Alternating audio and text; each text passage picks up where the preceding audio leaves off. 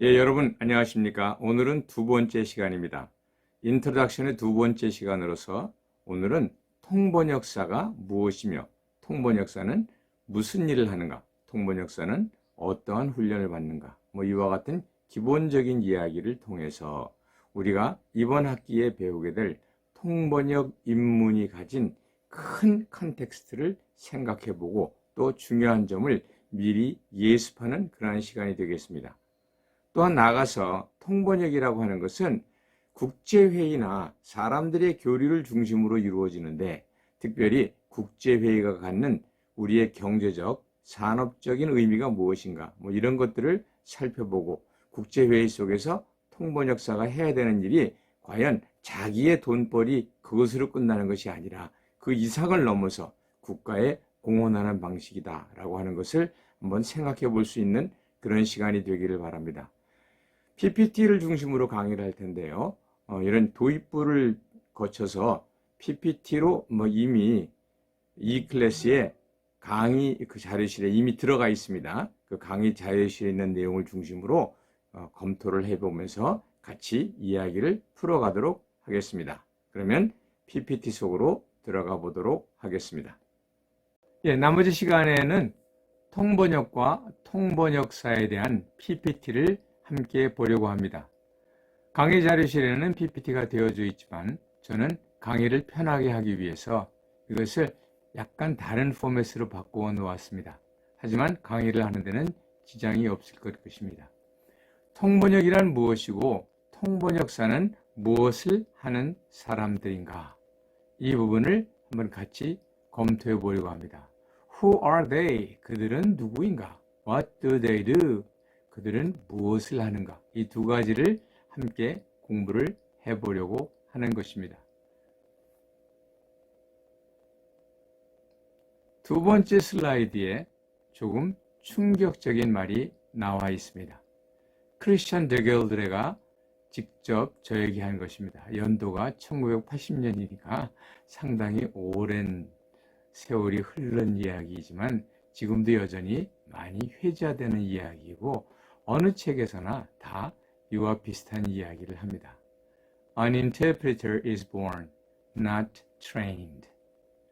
통역사는 타고나는 것이지 훈련으로 되는 게 아니다. 이 말을 들으면 많은 사람들이 좌절을 합니다. 무슨 소리를 하는 거야? 그러면 나는 안 되는 것이야? 라는 생각을 하게 되는데 이렇게 생각하시면 됩니다. 어떤 예술적인 것이 들어있는 경우 음악가는 타고난다. 예술가는 타고난다. 화술은 타고난다. 이와 같은 여러 가지 형태의 타고나는 이야기가 여기에 있다고 보시면 되겠습니다. 다시 말해서 어떠한 특성은 도무지 훈련으로 되는 것이 아니고 원천적으로, 선천적으로 능력이 있어야 한다라고 하는 이야기라고 볼 수 있습니다. 하지만 모든 것이 그러하듯이 타고난 것만 가지고 되는 것이 아니죠. 통역도 마찬가지로 예술적인 측면, 아트적인 측면이 있는가 하면 스킬, 기술적인 측면이 또한 결부되어져 있습니다.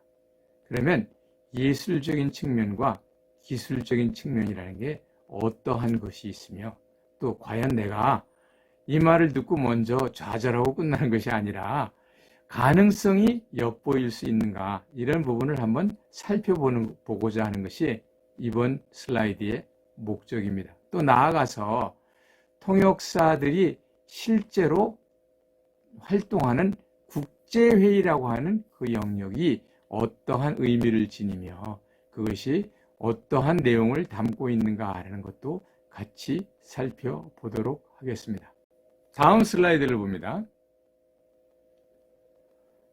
통역사는 누구인가? 여기에 대해서 한 4가지 정도의 이야기를 해볼 수가 있을 것입니다. 통역사는 자기들 스스로는 Communication Moderators, 소통의 중재자이다 라는 프라이드를 가지고 있습니다. 이들은 자신의 지식과 자신의 기술로 이야기할 수 없는 두 사람이 서로 두 단체가 서로 교통하고 이야기를 나누는 소통하는 그러한 역할을 담당한다라고 생각을 합니다. 그런데 실질적으로 통역을 하는 사람들은 우리나라 역사만 보더라도 이 사람들은 양반 계급이 아니었습니다. 중인이었죠. 그래서 사람들은 우리를 language servant라고 보는 경향도 있다는 것을 알아두셔야 됩니다.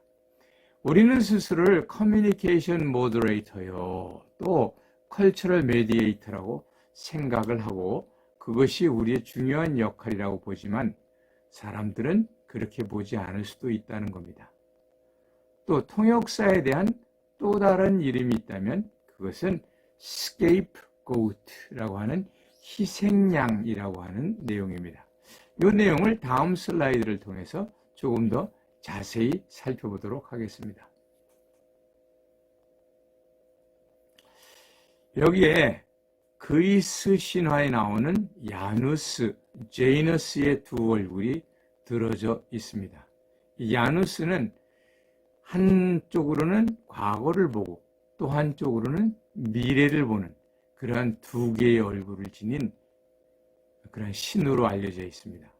1월 달을 제니얼이라고 하는 것도 이렇게 지난 해를 돌아보고 앞의 해를 다시 전망하는 그러한 시점이다라고 해서 제이너스의 얼굴에서 유래한 단어입니다. 제니얼이가. 세상 사람들은 우리를 무엇으로 보는가? 그저 부려먹기 쉬운 서번트로 봅니다. 이것은 language servant라는 이 부분은 세상 사람들이 우리를 보는 눈입니다. 세상 사람들이 우리를 보는 눈입니다. 하지만 통역사들은 자기 스스로의 역할을 볼 때에 자기 스스로의 역할을 볼 때에 communication moderator라고 합니다. 여기 통역사라는 표시로 이렇게 해놓은 요거는 그냥 노트 테이킹의 기법입니다. 통역을 할 때 쓰는 헤드세트와 사람이란 뜻을 집어넣어서 만든 말입니다. 하지만 어떻게 보든지 간에 우리의 역할은 scapegoat이다. 이 사람들도 우리가 희생양이라는 것을 압니다. 무슨 소리인가? 소통이 잘못되었을 때 억울하게든 아니면 정당하게든 통역사가 희생되는 경우가 많이 있습니다. 통역을 잘못해서 그렇다. 이런 식의 이야기가 많이 나옵니다. 그래서 사람들이 때로 어떤 때는 여기에 이 scapegoat라고 하는 이 역할에 불만을 품고 통번역을 그만두는 사람도 있을 수 있다는 사실을 명심하시기 바랍니다. scapegoat는 바로 구약에 나와 있는 희생양이라는 말입니다. 희생양이라는 게 무엇이냐? 구약에 있던 사람들은 자기가 범죄를 하고 죄를 저질렀을 때 그것을 양에게 이렇게 안수를 하면 자기의 죄가 그 양에게 옮겨간다고 생각을 했습니다. 그래서 그 양을 처단을 하거나 아니면 광야로 내몰아서 다른 들짐승에게 죽게 하면 자신의 죄를 안고 그 양이 죽었기 때문에 자기는 죄에서 해방되었다라고 생각을 하게 되는 것이죠. 예수 그리스도를 가지고 보라, 세상 죄를 지고 가는 어린 양이로다 라고 말하는 것도 그 세상 죄를 지고 가는 어린 양, 그것이 바로 여기 나와 있는 scapegoat입니다. 이 역할은 나쁘게 말하면 상당히 나쁜 역할이라고 말할 수 있지만 또 좋게 생각하면 이 scapegoat는 바로 조금 전에 얘기한 것처럼 예수의 마음이요. 또 어떤 때에는 엄마의 마음입니다. 어린아이가 넘어져서 막 울고 있을 때 엄마가 어디 많이 아프냐? 엄마 때문이야! 라고 아이가 얘기할 때 엄마가 아이한테 네가 넘어져 놓고 왜 내 탓을 하니? 라고 말하면 이 사람은 엄마가 아니죠. 그래 내가 잘못했다. 다 내 잘못이야. 라고 말을 하는 것이 엄마의 마음입니다. 이러한 엄마의 마음, 이러한 예수의 마음을 가지는 것이 통역자가 갖추어야 될 성품 중에 하나다. 이 부분은 한번 우리가 고민을 해봐야 될 부분이라고 생각을 합니다. 그것이 견디기 힘들고 그것이 너무 억울하다면 어쩌면 통번역은 우리에게 맞지 않는 일일 수 있겠습니다.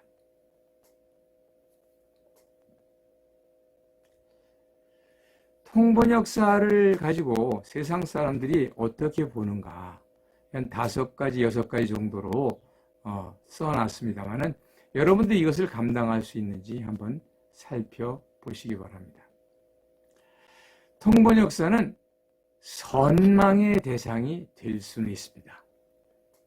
통번역사는 선망, envy의 대상이 될 수는 있지만 존경, respect의 대상은 되지 않는다라고 하는 것이 먼저 기억을 해 두어야 할 것입니다. 어쩌면 방송인을 생각하시면 이해가 됩니다. 방송인들이 놀랍고 연예인들이 놀라운 건 사실이지만 그 사람들을 우리가 존경하지는 않지 않습니까? 통역사들도 마찬가지인 것 같아요. 또 어떤 경우에 서방수처럼 취급을 받죠. 평상시에는 거들떠보지도 않다가 갑자기 급한 일이 있으면 긴급시에는 찾게 되는 것이 통역사입니다. 어쩌면 그 정의상 통역사의 모습에 들어있는 형태라고 말을 할 수가 있겠습니다. 통역사가 뭘 잘하고 뭔가 잘할 때는 아무런 문제도 생기지 않습니다. 통역사의 이름이 거론되거나 통역사의 이름이 혹시라도 신문에 나올 때에는 잘못될 때만, 뭔가 잘못될 때만 거론된다는 것입니다. 그래서 통역사의 또 다른 별명은 부도수표입니다. 수표입니다. 수표. 수표는 잘 돌아간다고 뉴스거리가 되지 않습니다. 부도가 날 때 비로소 뉴스가 되는 것이죠. 그러한 모습이 우리에게 있습니다. 그 다음에 통역사는 항상 주연의 역할을 하지 못합니다. 앞에서 말한 것처럼 통역사가 스케이프고트의 역할을 하고 또 그래서 자기가 다리가 되어서 이 두 사람이 서로 대화를 할 수 있도록 그렇게 해주지만 그 무대의 주인공은 이 두 단체, 두 그룹이지 통역사가 아니라는 것입니다. 그래서 통역사는 어쩌면 주연이 아니라 조연이다. 그것도 아주 영원한 조연이다. 이렇게 말을 해볼 수가 있는 것입니다. 통역사가 이러한 특성을 가지고 있다. 여기까지는 이해가 되셨으리라 봅니다. 그러면 통역사는 누구를 위하여 일하는가? Interpreters. Who do they serve? 이 제목에서 Interpreters 복수가 돼야 되겠네요. 셋 중에 하나를 골라보십시오. 호스트, 즉 주최기관을 위해서 일한다. 두 번째, 연사, 스피커를 위해서 일한다. 세 번째, 청중을 위해서 일한다. 어느 쪽이라고 보십니까? 어떤 사람은 결국은 주최기관이 우리를 고용했고 주최기관이 고용주이기 때문에 주최기관의 목적에 우리가 맞추는 것이다. 그러니까 호스트가 주최기관이 우리가 섬기는 대상이다. 우리가 봉사하는 대상이다. 이렇게 말을 하는 것도 일면 일리가 있습니다. 또 어떤 경우에는 연사를 위해서 일한다. 결국 연사가 하는 말이 우리의 활동의 시작이요. 연사가 하는 말을 전하는 것이므로 연사가 중심이 되고 연사를 위해서 우리가 일을 한다.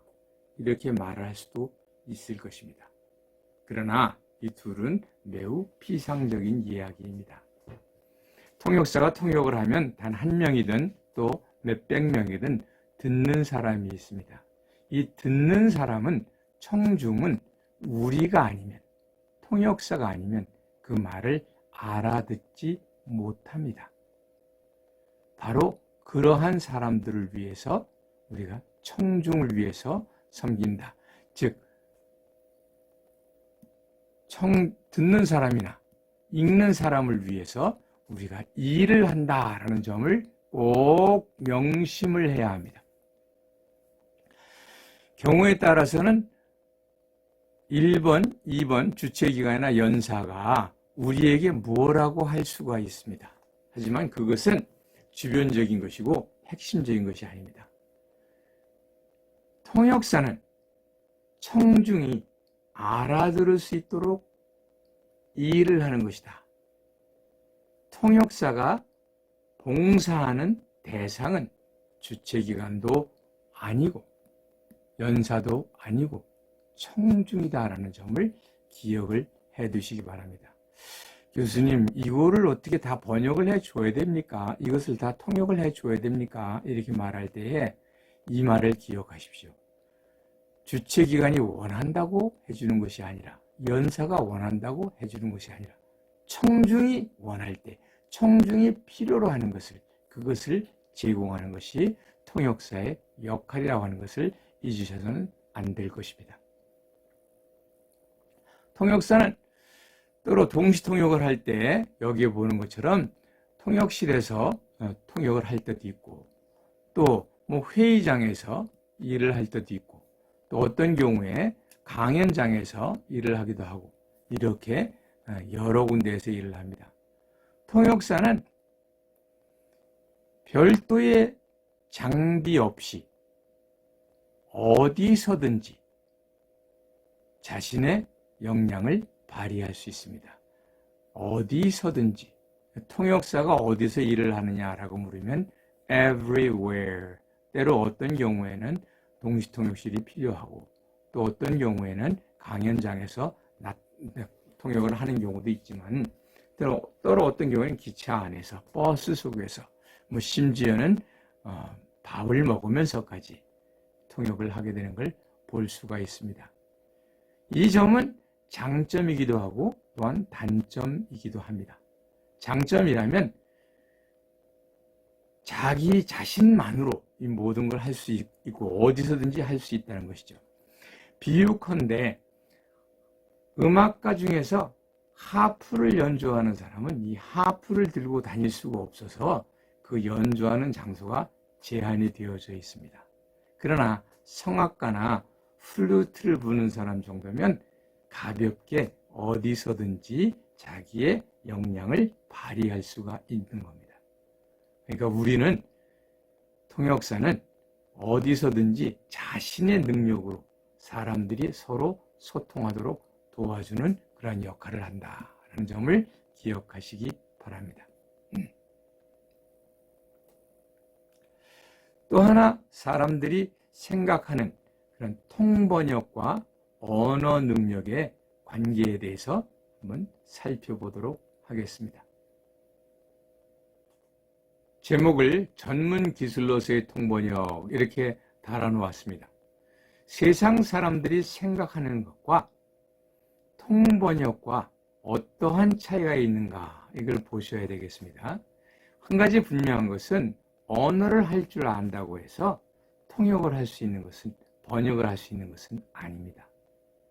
뭐 가장 대표적인 예가 우리 집 큰아들이 될 터인데 이 친구는 영어를 잘합니다. 아버지를 따라서 제가 공부하는 동안에 미국에 가서 거기서 초등학교를 나왔기 때문에 원어민처럼 발음도 깨끗하고 잘합니다. 그런데 이분이 나중에 은행에 들어가게 되었는데 영어를 잘한다는 이유로 해서 이 업무의 상당수가 창구는 나가지 못하고 업무의 상당수가 법전이나 아니면 상업서신을 번역하는 일이 넘쳐 들어왔습니다. 언어는 할 줄 알지만 통역이나 번역을 할 줄 아는 능력과는 사뭇 다르다는 것이죠. 그래서 이 친구가 꽤나 고생을 했던 그런 시절이 있습니다. 물론 지금은 이제 40이 넘었으니까 혹시라도 어린아이로 생각하시면 안 됩니다. 그런데 이렇게 그 은행 측에서 보듯이 언어를 할 줄 알면 통번역을 할 줄 안다고 생각을 합니다. 그래서 영어 하는 사람이 필요합니다 라고 어떤 언어에 대한 요구를 얘기했을 때 그 요구의 상당수가 통번역 능력을 포함하는 것입니다. 그러니 언어만 할 줄 알아가지고는 언어를 필요로 하는 사람들을 도와주지 못한다는 것이지요. 결국은 통번역 능력이 있어야 한다는 것입니다. 이 부분이 바로 우리가 공부를 하면서 언어를 공부하는 것보다 한 단계 더 나아가서 통번역을 공부해야 되는 이유입니다. 반면에 통역 기술이 있다고 해서 다 통역사가 되는 것은 아닙니다. 통역 기술이 있는 사람 중에 일부가 통역사의 역할을 하는 것이고 또 나머지 일부는 이렇게 언어 요구에 부응하는 그러한 역할을 하는 것을 볼 수가 있습니다. 그렇다면 통역을 할 줄 아는 사람이 할 수 있는 일이 무엇인가? 여기에 세 가지 정도 통역 가능자가 통역 기능을 소유한 자가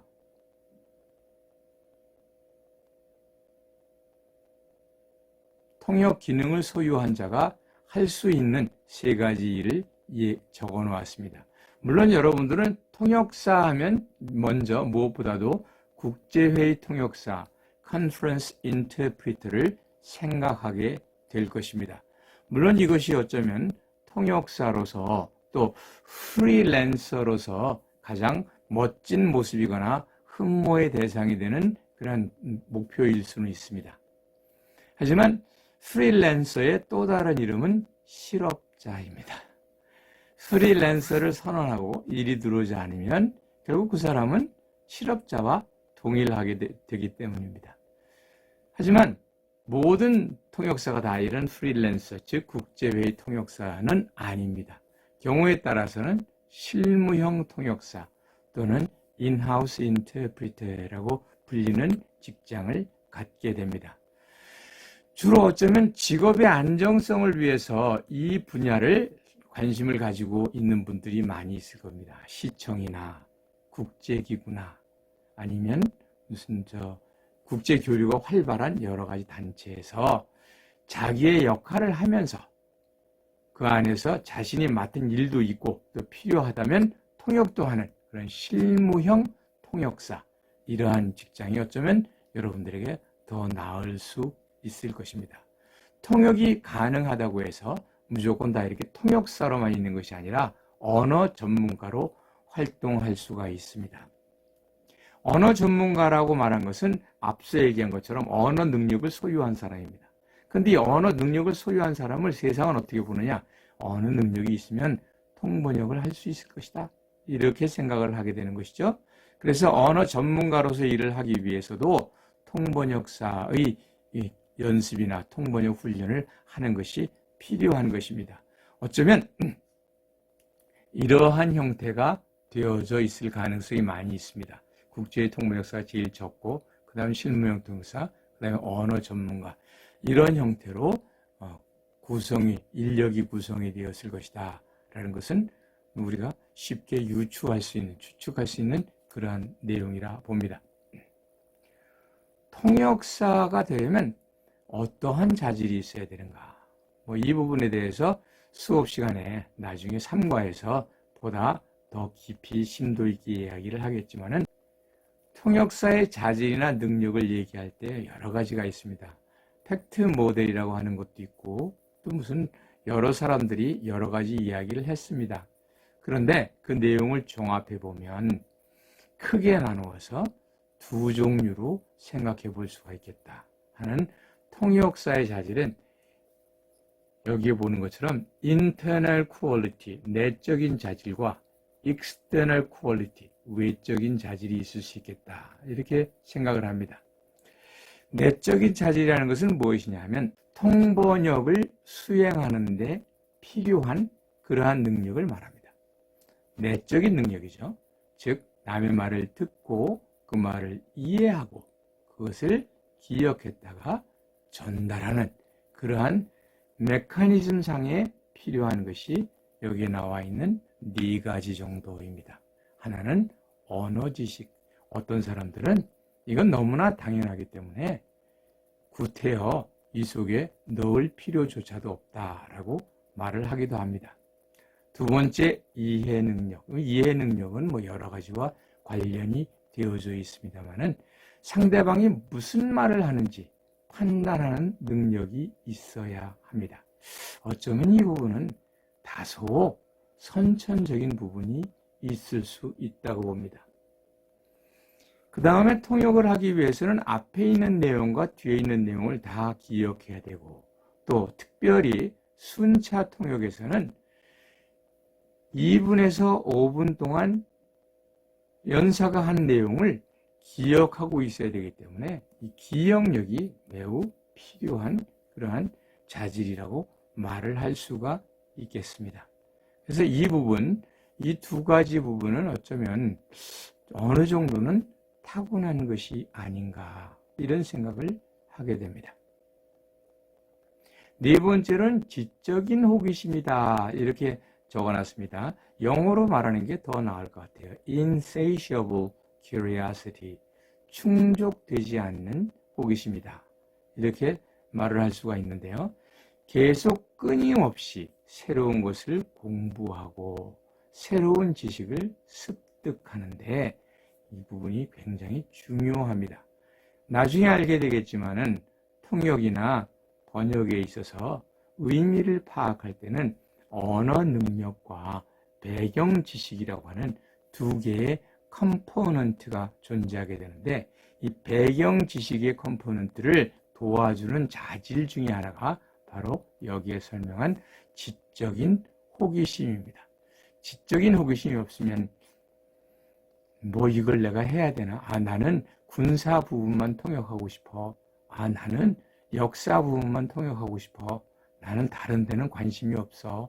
이렇게 말을 한다면 그 사람은 현실적으로 통역을 하기가 어려운, 시장에 진출하기가 어려운 모습을 보이게 되는 겁니다. 또 외적인 자질로 여기에 나와 있는 것처럼 네 가지를 들 수가 있습니다. 외향적인 성격, 연사로서의 자질, 책임감, 체력 조건 이런 것들이 필요할 것입니다. 외향적인 성격이란 말을 하니까 여러분들은 나는 성격이 내성적이라서 통역은 안 맞아. 번역으로 가야 되겠어. 이렇게 생각할 수 있습니다. 그러나 여기서 외향적인 성격이라는 것은 내가 개방적이고 설치고 나대는 이야기를 하는 것이 아니라 내가 아는 것을 남에게 나누어 주고 남의 곤경을 내가 공감하고 이러한 능력을 말하는 것입니다. 좀 더 자세히 설명을 하면서 수업 시간에 이 헨즈리가 얘기한 그 outgoing personality가 어떠한 것인지 설명을 해보도록 하겠습니다. 연사로서의 자질이 필요하다.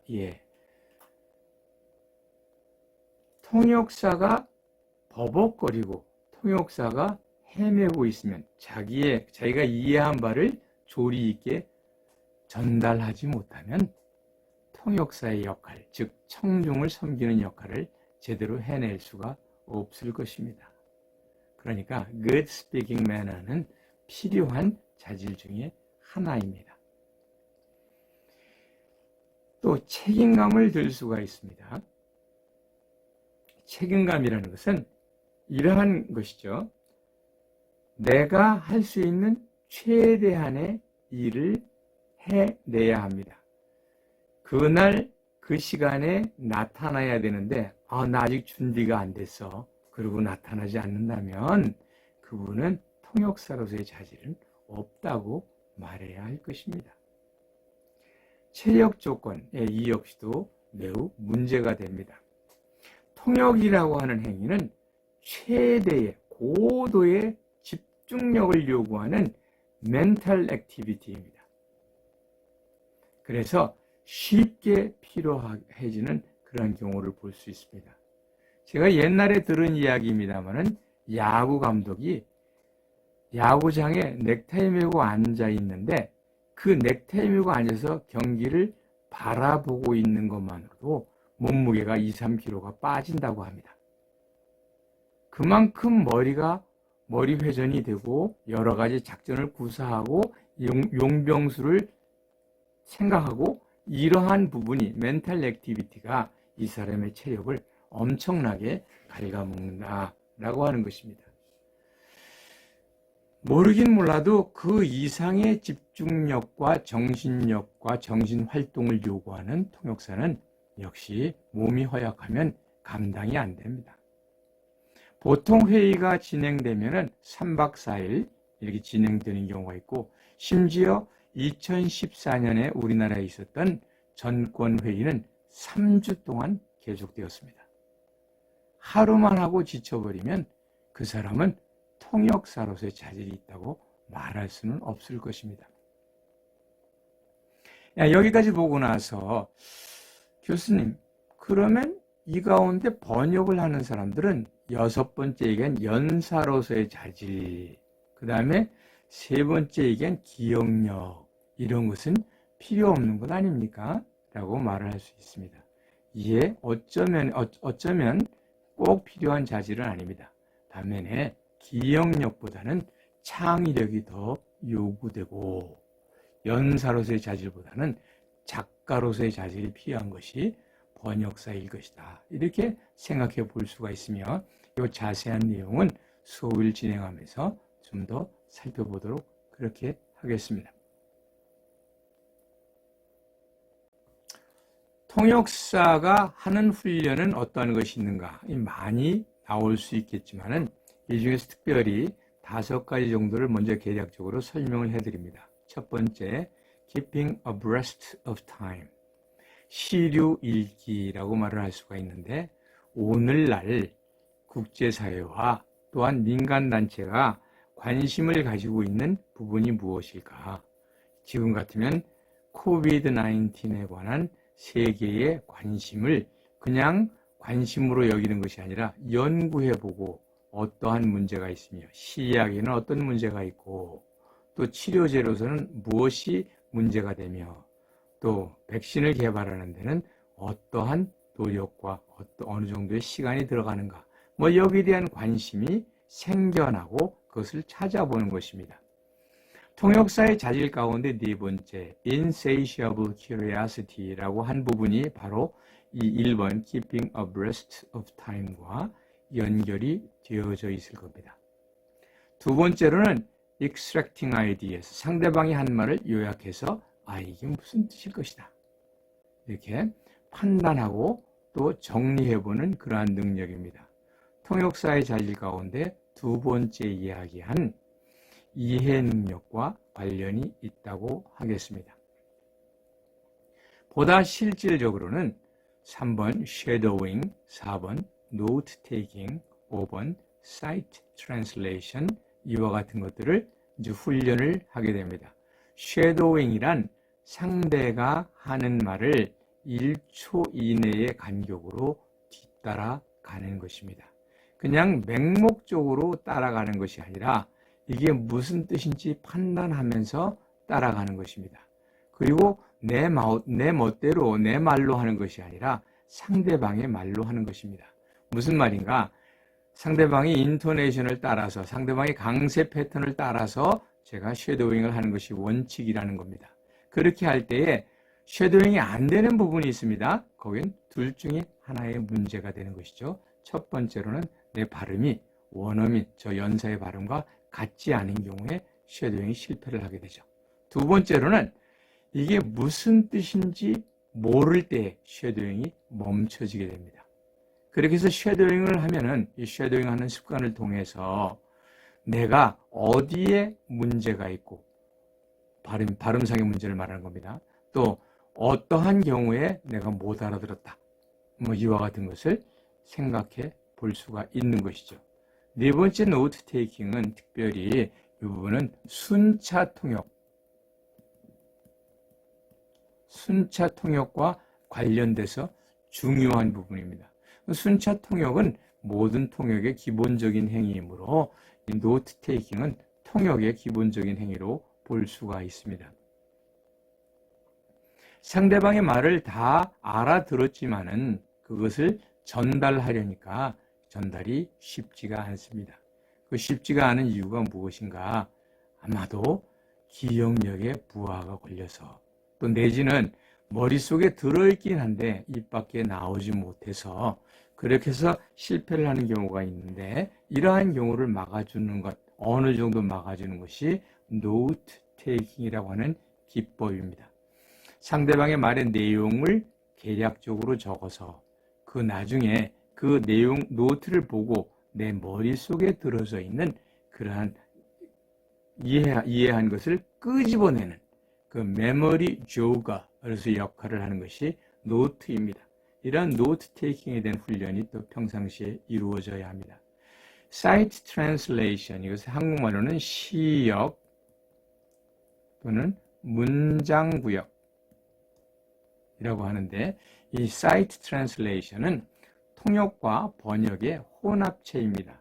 글로 되어져 있는 것을 보고 그 글을 한국말로 되어 있으면 보면서 영어로 되어 있으면 보면서 한국말로 이렇게 바꾸는 훈련을 하는 것이 사이트 트랜슬레이션입니다. 심지어 사람들은 이렇게 얘기를 합니다. 통역사는 통역을 안 하면 뭘 합니까? 라고 말할 때 사람들이 이렇게 말합니다. 그 사람들은요, 딱 두 가지를 합니다. 하나는 귀에 들리면요, 쉐도잉을 하고요. 귀에 들리면 쉐도잉을 하고요. 눈에 보이면 사이트를 합니다. 이것이 그 사람들이 일상적으로 하는 일입니다. 뭐 이렇게 말할 수 있을 정도라고 생각하시면 됩니다.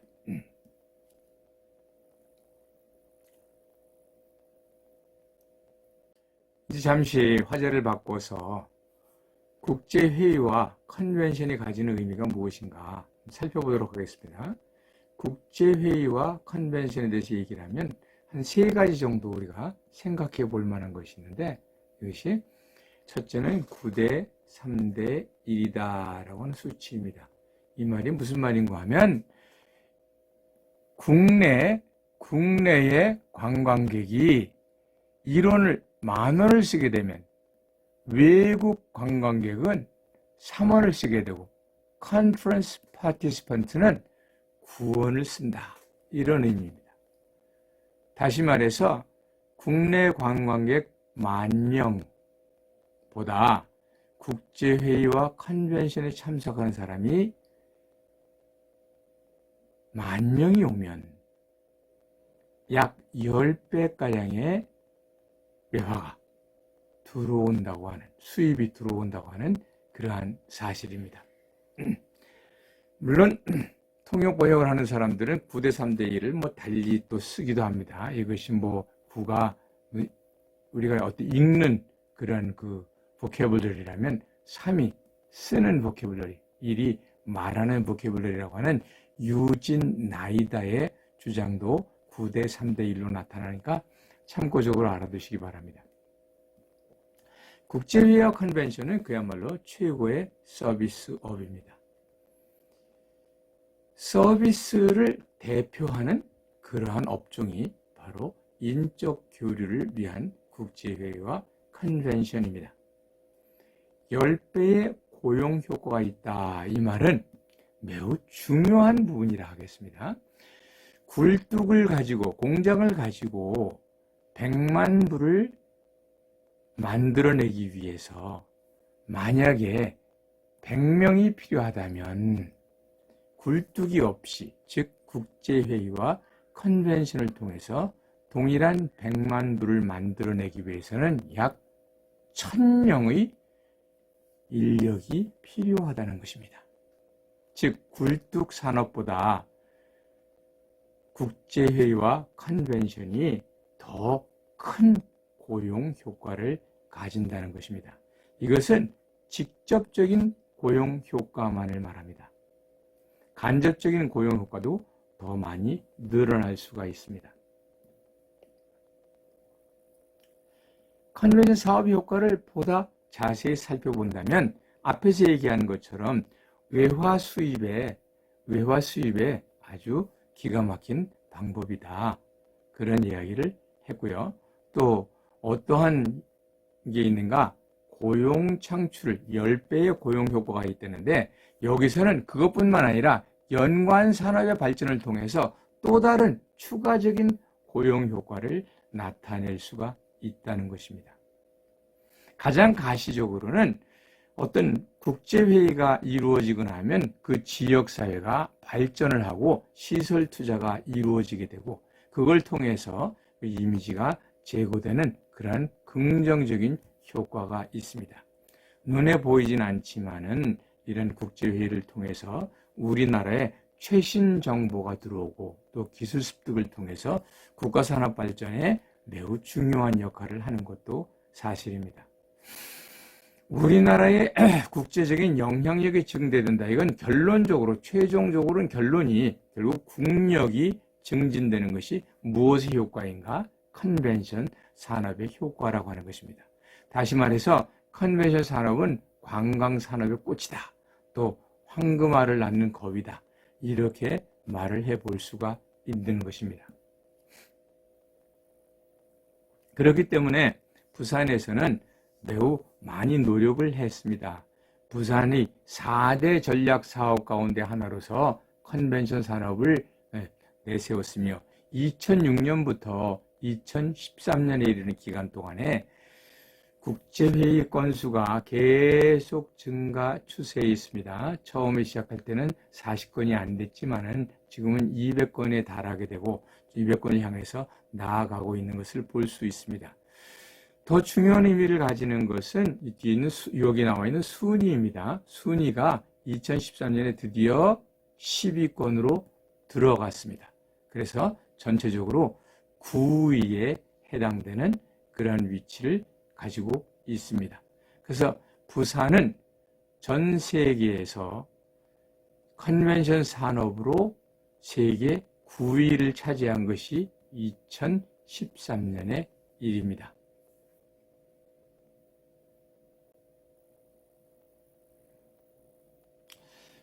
조금 상황이 바뀌기는 했죠. 좀 상황이 바뀌어서 2017년과 18년에 다소 차이가 있었습니다.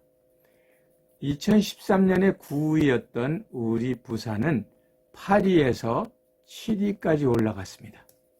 그런데 2018년에 갑자기 12위로 띄어져 있습니다. 여기에서 많이 올라간 나라, 어떤 나라가 있을까요? 리스본, 도시 런던, 마드리드, 특별히 눈여겨보는 건 도쿄 이런 데서 급부상을 하면서 우리들이 부산이 조금 떨어지게 되었습니다. 부산도 이와 같은 사실을 알고 이 인프라 구축에 더 노력을 해야 된다라고 판단을 하고 있습니다. 여하튼 이제 부산은 UIA 기준으로 국제회의 개최 도시의 10위권에 계속 머물러 있습니다. 이제 더 호텔이나 이런 것을 더 중축해서 컨벤션의 숫자를 들여간다면 더욱더 나아지는 그러한 모습을 볼 수 있을 것이라 봅니다. 국내적으로 볼 때에 우리의 경쟁자는 요것이 제주도입니다. 노란색으로 된 요것이 제주도. 그 다음에 요게 부산입니다. 제주도와 부산이 서울에서 열리던 국제회의가 점점 줄어들면서 이것들을 놓고 부산과 제주도가 경합을 벌이는 그러한 모습을 볼 수 있습니다. 이런 경합은 지금까지 지속되고 어쩌면 그것이 지난번 에이펙 때에 가장 크게 부딪혔던 그런 부분이 아닌가 이런 생각을 합니다. 그때가 2005년이었죠. 15년 전에 부산과 제주도가 일대 격돌을 벌이면서 부산의 에이펙이 넘어오면서 부산이 조금 앞서 있는 건 사실이지만 여전히 그 흔적은 미미하다고 하겠습니다. 이렇게 우리나라 국내적으로 볼 때에도 부산은 쭉 증가 추세에 있는 것을 볼 수가 있습니다. 그래서 부산 시도 이와 같은 것을 인지하고 앞으로도 더욱더 노력을 하고 더 많은 회의를 유치하려고 하는데 인적, 물적 한계가 있다는 것, 그런 것을 느끼고 있는 것이 사실입니다. 그래서 앞으로는 어떻게 할 것인가? 앞으로 보면 앞에서 말한 것처럼 국제회의 건수도 계속 늘어나고 있죠. 컨벤션 센터들 비롯해서 나타나고 있죠. 이런 것들이 이제 현실이고 또 부산이 이제 국제화되면서 이 고용 창출을 해야 되는 그러한 문제로 볼 때에 부산의 통역시장, 번역시장은 계속 수요가 증가할 것이다. 이렇게 많은 사람들이 예측을 합니다. 뭐 그러한 이해가 뭐냐? 최근 들어서 10대 사업 중에 하나로 의료 관광이 이제 두각을 나타내게 되고 또 환경 문제에 대한 그런 이야기들이 거론되는 것입니다. 이 환경 문제가 요즘 들어서는 매우 큰 국제적인 이슈 중에 하나로 뛰어올라서 그래서 부산시에서도 영어를 잘하는 공무원을 채용하는데 이 사람들이 앞에서 말한 것처럼 영어는 잘하는데 통역을 할 수 없어서 의사소통에 문제를 일으키는 걸 볼 수가 있습니다. 한번 살펴봅시다. 어떠한 내용이 있는가. 데이터가 조금 오래되기는 했습니다만은 2013년 그 7년 전의 내용을 보시면 과학기술 굉장히 두드러진 그런 걸 볼 수 있으며 부산의 특성답게 해양 문제 이런 것이 이제 많이 나타나는 것을 볼 수 있습니다. 그 이외에도 뭐 여러 가지 환경 문제라든지 스포츠라든지 의학이라든지 경제 금융이라든지 인문학, 사회 이런 것들이 이제 우리에게 주어진 그런 회의가 주로 이루어지는 내용입니다. 아마 놀라셨을 겁니다. 경제나 정치가 중심이 될 줄 알았으나 정치에 관한 것은 거의 없고 기타에 속하는 거죠. 거의 없고 경제 금융도 실질적으로 적지만 과학기술이나 이런 해양 관련된 그러한 형태가 부산에서 많이 개최된다는 것입니다. 이와 같은 현상은 앞으로도 계속될 것이며 특별히 해양 부분은 부산의 지리적인 특성상 우리 모두에게 관심을 가지는 그러한 부분이 될 수 있을 것이라고 봅니다. 이러한 분야를 공부를 하고 이러한 흐름을 이해하신다면 앞으로 국제회의를 한다면 어떠한 모임이 어떠한 행사가 있을 수 있겠구나라고 하는 걸 판단하실 수 있을 겁니다. 국제회의에서 시야를 조금 좁혀서 통역시장은 어떠한가 이걸 살펴보면 최근에는 통계가 나와 있지 않고 좀 오래된 통계이긴 합니다만은 여기서 보듯이 2001년도 7억 규모에서 약 2013년도에 약 90억의 규모로 지금은 더 커져가는 그런 경우를 볼 수 있습니다. 물론 여기에 2002년도하고 2005년도에 갑작스럽게 늘어난 것이 보입니다만은 이것은 여기 쓴 것처럼 2002년도는 아시안 게임이 있었고 또 2005년도에는 에이펙이 있어서 부산의 특수 효과를 가져왔기 때문입니다. 그 둘을 제외한다 할지라도 여기서 보이는 것처럼 약 10배 넘게 성장하는 것을 볼 수가 있습니다. 지금은 모르겠습니다. 한 126억 추산을 하고 있는데 그것이 통역시장입니다. 물론 이 통역시장이라고 해서 통역사가 다 가지고 가는 것이 아니라 반 정도가 자원봉사로 또 반 정도가 영어 이외의 언어로 그렇게 가기 때문에 실제로 120몇 억이라고 해서 그것을 통역사들이 다 영어를 하는 사람들이 가져가는 것은 물론 아니라는 것도 기억을 해 두셔야 됩니다. 이렇게 전반적으로 살펴볼 때에 우리가 실무형 통역사로서 한번 발전을 해보는 것도 나가는 것도 비전이 있겠다라는 생각이 듭니다. 실무형 통역사가 어디로 가는가? 물론 실무형 통역사가 아니라 국제회의 통역사는 프리랜서로서 자기가 자기 일을 찾는 것이지만 실무형 통역사, 인하우스 인터프리터 그리고 언어 전문가, 랭귀지 엑스퍼트가 할 수 있는 일이 무엇일까? 여기에 나와 있는 것처럼 국제기구, APEC이나 ASEM, 유네스코, IMF, 유니세프 같은 국제기구, 그 다음에 컨벤션 기업, 백스코나 킨텍스, 그 다음에 부산 일대의 호텔 관광, 관공서, 국제와 관련, 정치, 경제, 공관, 기타 산업, 영화, 연극, 합창제, 스포츠, 오락, 뭐 이런 것들, 혹은 뭐 요즘 들어서 뭐 많이 나오고 있는 G스타라든지 아니면 모터쇼라든지 이러한 데서 계속 확장이 되는 그런 과정이 있기 때문에 실무형 통역사를 목표로 한 번쯤은 통번역 기술을 전문적으로 공부를 해보는 것도 좋겠다. 거기서 야심이 더 나면 프리를 선언하시면 되는 거 아니겠습니까? 이제 그러한 형태로 우리가 앞으로의 희망을 한번 만들어 보고 그걸 목표로 해서 나아가 볼 수 있도록 그렇게 하는 것이 좋을 것 같다라는 생각이 듭니다. 예, 마지막으로 요거는 여러 번 반복되는 거기 때문에 통번역의 메커니즘에 대해서 꼭 기억을 해야 됩니다. 통번역을 할 때는 여기에 나와 있는 디코딩, 인코딩 이 두 개의 프로세스가 있습니다. 이것을 유진 나이다는 디코딩을 analysis, 그 다음에 인코딩을 restructuring 이라고 표시를 했습니다만은 같은 이야기입니다. 이 두 개의 프로세스를 도와주는 두 개의 컴포넌트가 있습니다. 하나는 language ability고 또 하나는 지식 기반 knowledge base, background knowledge입니다.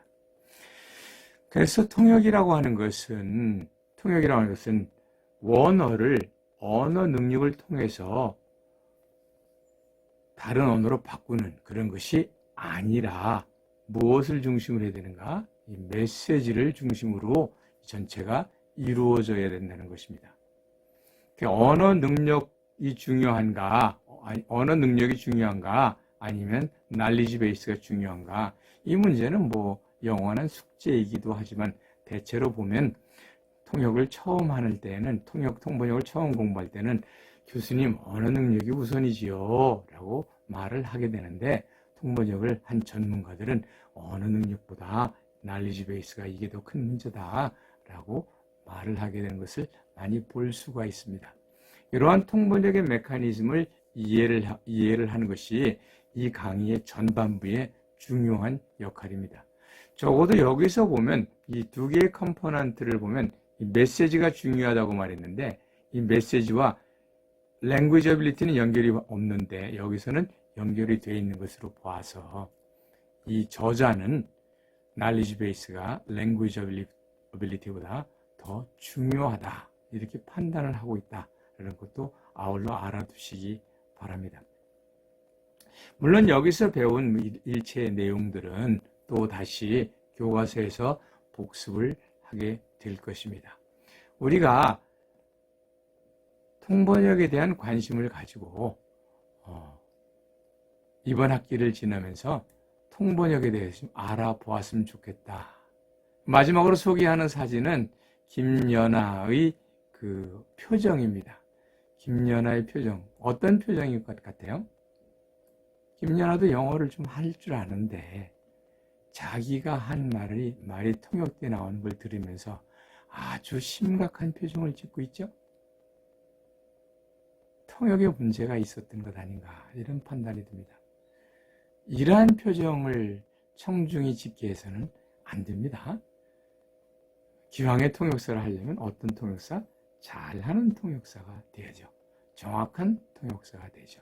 그래서 기왕에 우리가 통역에 대해서 관심을 가지고 통역을 배우게 된다면 나 때문에 이분이 이러한 불행한 표정을 지어서는 안 되겠다라는 생각을 해봅니다.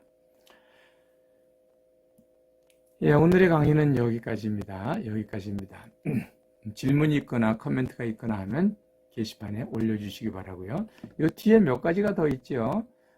통역사의 자질에 대해서, 번역 요율에 대해서, 통역 요율에 대해서, 커뮤니티 통역이란 무엇인가 이런 걸 몇 개 적어놨는데 질문이 있으실까봐 밑에 적어놓은 것이고 요 이야기는 그렇게 돈 이야기는 안 하는 게 좋을 것 같고 여러분이 참고로 해주시기 바랍니다. 예, 그러면 다음 주 수업에 뵙도록 하겠습니다. 수고하셨습니다. 다음 시간에 봐요.